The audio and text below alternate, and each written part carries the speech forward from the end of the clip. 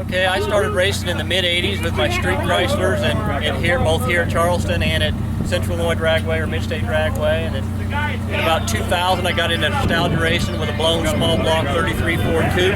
And when I wrecked that 2 years ago this September, I got the Fiat together, and same basic motor combination, runs 460s in the 8th mile. And for the winter, I'm going to update to a 500 cubic inch blown Hemi. Hopefully it'll go faster, and the coupe will be back out next year. Well, yeah, on racing history, we run a super gas. It was an 88 Forenza. It used to be a pro stock car from Albert Park. So we run that for about 5 years. I've been retired for about 20. This is the new Copo, 2012 Copo 427. Makes somewhere in the neighborhood of 800 horsepower. It's stock from the factory. We got this car about 1975. Been racing it since. Raced it full time from 75 to 98. I haven't raced it very much since 98. Small block Chevrolet, high speed transmission. Has around a 615 and 110 on the 8. Tell us a little bit about Motion Raceway. You used to race there, didn't you, Larry? We raced there all the years they were open there from 70. I started racing there around 75 and raced until they closed up.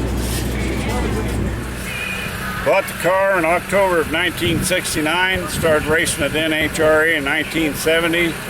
I raced it until 1985, and I went with the GM deal. I was there for 15 years, had 5 cars from them, came back to this. Just sat on jack stand for 13 years. And since then, I've been a record holder many times and event winner. And Motion Raceway was like 15 minutes from my house, and whatever you run there, you go to Indy, you run the same. And I used to race there every time that I could make it.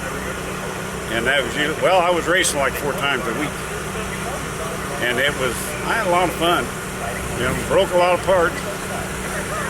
Well, my racing history started in 1975 when I used to watch my dad over at Motion Raceway in Assumption, Illinois. He raced a 55 Chevy and a couple Mopars. And then I started racing myself in 89 through 93. It took a few years off, and my daughter, she started racing. Now she runs a little front engine injected digger. Nostalgia Center. And this car right here is this is a former Bob Sloan car. Bob Sloan built this car in the mid-70s, and we brought it back and going to run it today and have a lot of fun. Yeah, I started racing at Motion. I actually went to Motion Raceway the very first day that they opened in 1970. I think it was a test and tune in the fall, and then we started racing there the very next year for the first full season. And raced a variety of different cars in super stock and stock eliminator and bracket racing. This is my current car. It's a super stock K automatic, J automatic. Quick 8 qualifiers. Quick 8 qualifying, let me rephrase that. Carlo, and we've done fairly well with it. We've won a few races with it. It's a 305 powered car, probably around 630s or so down here. So anyway, glad to be part of the Motion Raceway Reunion, and of course Coles County. I came here for the first time in 1966, so I've been coming here for a while too as a track champion. So quick down 8 here qualifying year, so to the staging lanes, lanes 3 and 4.